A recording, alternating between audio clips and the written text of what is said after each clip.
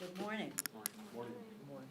This is a very special morning for us because I may be called away not momentarily, but in a few minutes, longer than just momentarily, to vote on the floor of the House for the ratification, extending the date for the ratification of the Equal Rights Amendment. It's an historic day. It's a happy day. I commend our Chairman, Jerry Nadler, Chair of the Judiciary Committee, for bringing the legislation to the floor, Jackie Spear, the author of the resolution, who has been a relentless champion for women's rights in the Congress and in the country, Carolyn Maloney, who has for a very long time been advocating for the passage of the Equal Rights Amendment, and now extending the date will enable us to do that. We're very proud of the state of Virginia, who just came through on 4 women, 4 families, and that in the chair, Congresswoman Wexton from Virginia is presiding. She fought for the RA in the Virginia legislature. Didn't happen until they got the majority, and she's here now, so to preside over it. It's pretty exciting.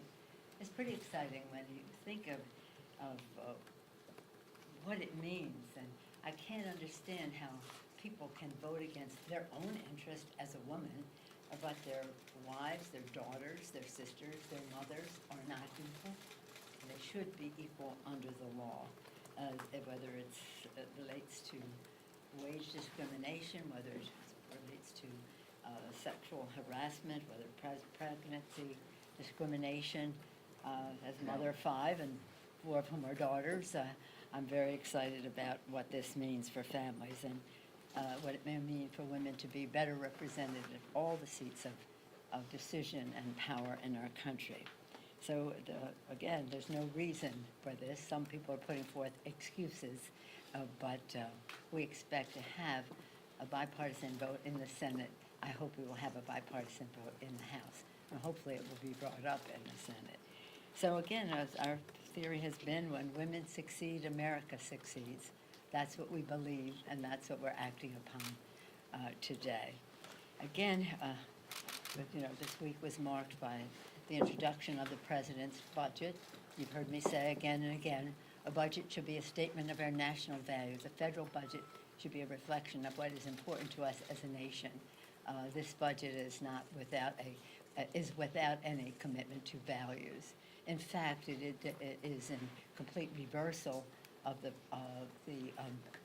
promises the president made in the campaign, and a contradiction of what he said in the State of the Union address. As you know, he talked about being there for Medicare and Social Security when he cut Medicare by $500 billion in his budget, cut tens of billions of dollars from disability benefits from Social Security, and the issue of Medicaid, cut $900 billion, almost $1 trillion from Medicaid.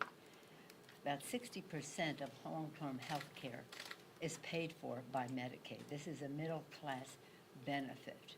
Yes, some Medicaid goes to the poor children especially, but a majority of the funds paying for long-term care for America's seniors and others comes from Medicaid. $900 billion, just to name something. It's an appalling budget. A time of, imagine when the whole world is fighting the coronavirus, the president cuts out $1.2 billion from the Center for Disease Control, whose job it is to fight the coronavirus and others like it. And farmers, the president talks about farmers. Farmers have record numbers of bankruptcy now, and in the budget, the president slashes the farmer safety net by $60 billion while stealing $200 billion from SNAP. SNAP is directly related to our farmers. When I go into the Midwest, I meet farmers who tell me they are on food stamps because of their economic situation. But Senator Dole and Senator McGovern established the SNAP program to help address food insecurity, but also to benefit farmers who provide that food. There are cuts. We talk about rebuilding America, and the president in his budget cut 13% of the Department of transportation, and also has massive cuts in the Army Corps of Engineers, which is very essential to infrastructure building. And then for clean air and clean water, it cuts 25% from the EPA. This budget is disgraceful in many ways, just as simply as the air our children breathe, the water they drink. Just slash it. Not important to us. And all the while reinforcing what he's going to do on taxes, to continue his tax scam, adding more money, more debt, more national debt for our children to pay so we can give tax cuts to the high end so we can say, see the market's up. Well, you slash taxes and do one thing and another. Now, we want our economy to succeed, and we're happy when the indicators are positive. But let's not build that on the backs of our children and their future. Dozens of groups from the AARP to Young Invisibles, I don't have a Z yet, but Y, have come out against the bill. And the AARP, representing 17 million seniors, wrote this: "We are deeply concerned about the proposed funding reductions to Medicare, Medicaid, Social Security, nutrition assistance, caregiver support, housing assistance, and other assistance for older Americans. AARP calls on Congress to protect these critical programs that millions of Americans rely on for their health and financial security." That's their statement. I'll add to that that many of these people are veterans. Over 1 million veterans benefit from Medicaid and SNAP, the SNAP program, food insecurity, sadly, is prevalent in our veterans community. We also saw the president this week demonstrate once again that he has no respect for the rule of law. His assault on the rule of law by engaging in political interference in the sentencing of his associate, Roger Stone, indicated obstruction of investigation into Trump-Russia ties and witness tampering. That's what Stone was indicted for. This is an abuse of power that the president is again trying to manipulate federal law enforcement to serve his political interests. And the president is what he is. He thinks he's above the law. He has no respect for the rule. But where are the Republicans to speak out on this blatant violation of the rule of law? A.G. Barr has deeply damaged the rule of law by withdrawing the DOJ sentencing recommendation, the act of interference, and Trump's retribution against lead attorney in the Stone case. Imagine that 4 of the prosecutors separated themselves from the case when the president did that. Just days after firing Lieutenant Colonel Vindman for speaking truth to power, this all must be investigated. The American people must have confidence in our nation's system of impartial justice. And with the withdrawal of the 4 career prosecutors, the case, what an act of courage on their part. It must be commended. But the actions of the Justice Department. Justice Department has this, should have this air of something so apolitical, so above the political fray, that people have confidence in the rule of law in our country. The Attorney General has stooped to such levels. He's lied to Congress, for which he will be in contempt. He has engaged in these activities. What a sad disappointment to our country. The American people deserve better. We are leaving now for a district work period. We're listening to the concerns of our constituents. With their help, we formulated our For the People agenda.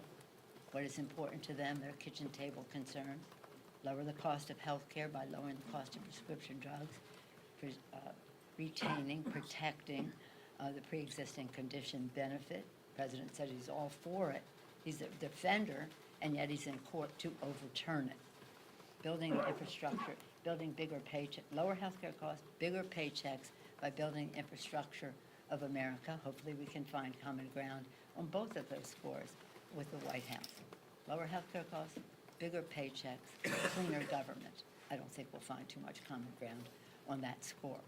But anyway, this is a day to celebrate, a day that the Equal Rights Amendment extension is passed on the floor of the House, and we're very eager to send it over to the Senate, where I understand it has bipartisan support.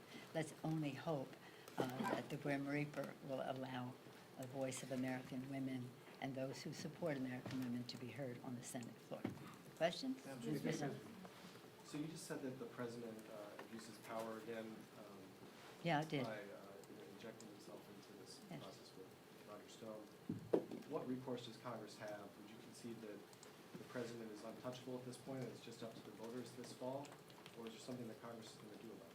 Well, it should be investigated. The leader in the Senate has called for an inspector general look into this. Our committee, the Judiciary Committee, as you know, has invited, and he has accepted, the Attorney General come before the Judiciary Committee, and that will be the end of March. I wish it were sooner, but he did accept the invitation, so we don't have to go another step there. But this is not what America is about. It is so wrong. And again, I keep public sentiment is making a judgment about this, but I would hope that Republicans who respect the rule of law, and I assume most of them do, except for the aberration in the White House and his henchmen, that they would speak out on this too, because it cannot stand. Madam Speaker, Yes, ma'am. A couple days ago, you told me that Bloomberg's participation in the presidential race is positive. Yeah. Now I'm going to ask you to follow up. Why? Can you expand on that? Because I think every candidate in the race has had a positive influence on the race. They bring their ideas, they bring their why they're running, what they know about as their priority issues, their strategic thinking about how they want to accomplish those goals and give people confidence that they can in as much a bipartisan way as possible, and how they connect with the American people, each of them in their own way. So I could list you 25, but I won't because the field has been winnowing, but every one of them who has put his or her name forward has been a positive force in the Do you think he campaign. has a good chance of beating the president? Do you think he has the best chance of beating the president? I'm not showing politics here. Let me just say this. Thank you for the opportunity. I hear you all say, oh, we're all in a panic, the established Democrats. I'm like, is there some establishment that I don't know about around here? Who are we talking about here? Because we respect the process. The people will winnow the field. Members will make their endorsements as they see fit on their own, in their own communications with their constituents and with the candidates as they choose. So we're calm, cool, and collected. This is not, I mean, just because some people may be speaking out about not liking one candidate or another, that's the Democratic way. That's politics. It's a messy business. I remind you of how it was when the Republicans had their primary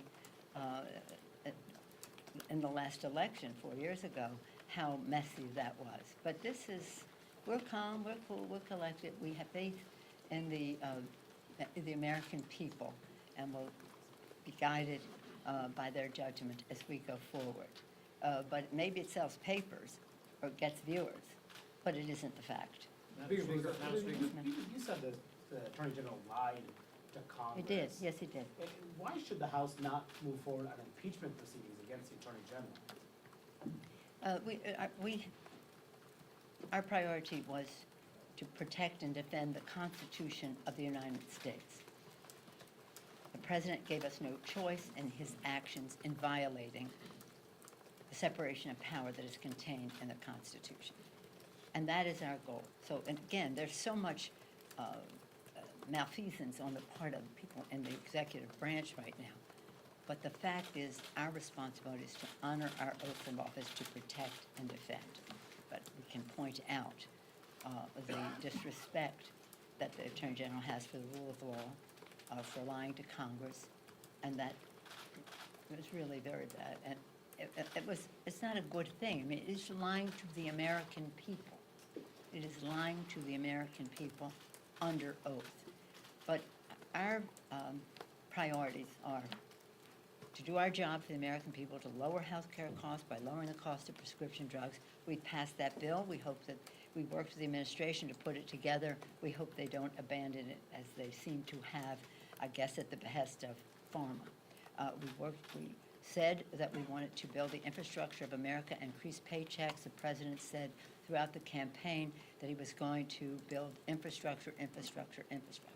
Came to prescription drugs, he was going to negotiate like crazy, like crazy, like crazy, and it appears that like crazy might mean not at all.